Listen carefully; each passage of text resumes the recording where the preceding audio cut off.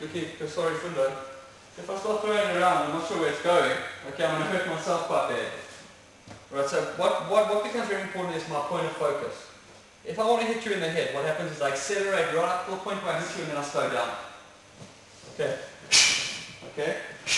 That's the action that I want to be getting. Okay, and that gets a little bit difficult, especially the longer the weapon, the more difficult it gets.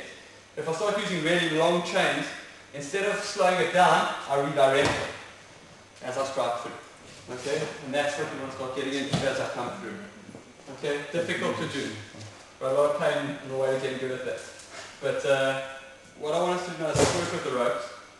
Okay, we say first option, okay, one-handed.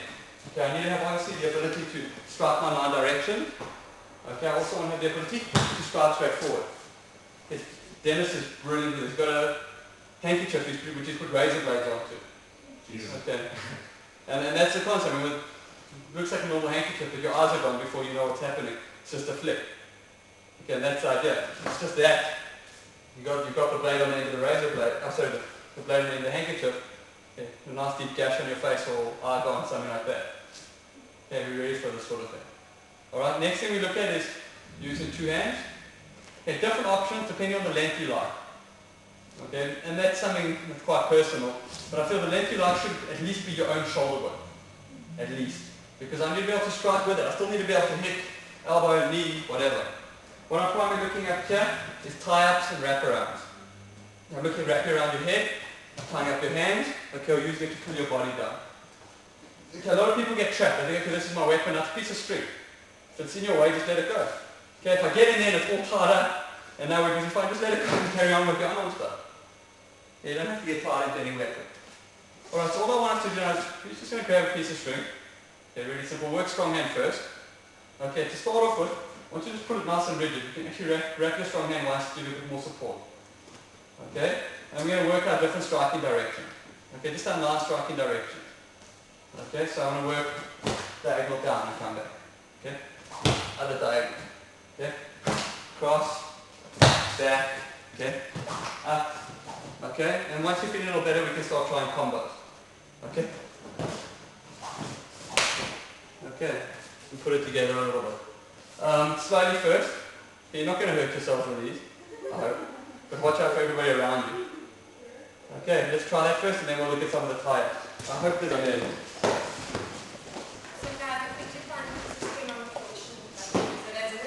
Why not? Okay, so that could be more of a distraction to set you up for something harder. So you want the person to focus on what you're doing so you can land a kick or punch or elbow or knee. Okay. But if you had a trainer and you were doing the same thing, you're going to hurt the person who's right. Even though you're using the exact same technique.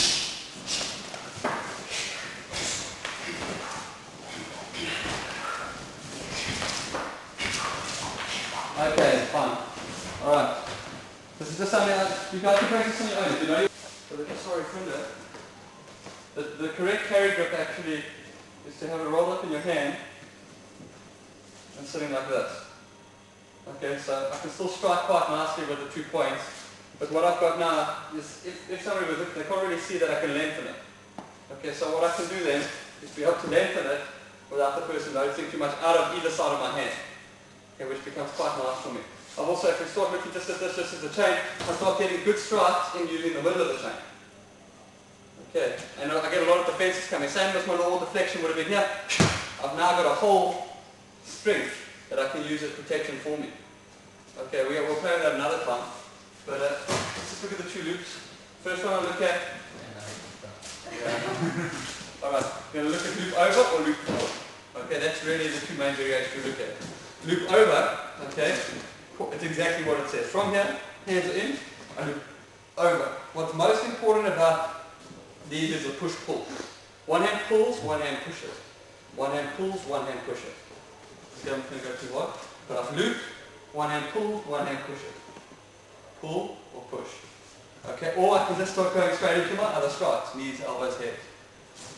Okay? Next one is go, is jump over. I get stick straight. It doesn't matter where it goes, face, throat, whatever. From here I need to get over it. Okay, once I'm over, okay, exact same story. You guys want to see? Okay, push, pull. Okay, you see what I'm doing? I'm leveraging. with my wrists to get it in there. So if I wanted to go from the back, I can literally do the exact same story. I can loop, okay, I can come through and over. And those are my two main variations to getting the strangles on. Okay, it's over or cross. It's pretty simple. It works exactly the same kind of t-shirt, for example. So, okay. If I just take it and just wrap it up, okay. Okay, now I'm not going to be able to strangle him as effectively as I normally would, but say we take the two techniques again. We're standing here, I'm waiting for the fight to come. Okay, I loop it in. Wherever I get it, I can start putting into my strides. If I manage to get it right over, I can go into the same thing. Okay, so we take forward. This is where it gets really cool. So I've got something like a t-shirt that's big like this one. As I come through here, as I jump over, I'm going straight into my takedown.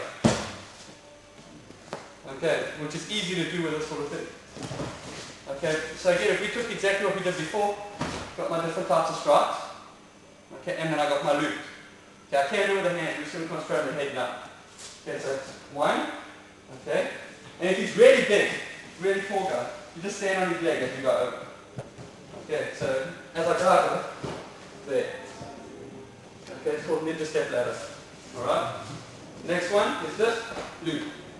Okay, like we say. And the good part is if I do this, he grabs hold of the shirt, he's trying to put it off, just let go. Because he's going to be worrying about that. He's not worried about defending himself from strikes that he's throwing it. Does that make sense? So flexible weapons to me are one of the most underrated weapons there are. You can get it anywhere. Buy a piece of string, piece of rope, use your t-shirts, jackets. They're very, very effective. Something we need to practice with though to get good at. Okay, let's try the looping a little bit. Just getting comfortable with that feeling. Don't squeeze too hard because your legs get raw real quick. Okay, all I'm going to do, first one is concentrate as his hand comes in, just getting my hands through and under him. Okay, now depending on the length of the rope that I'm using, I've got two options.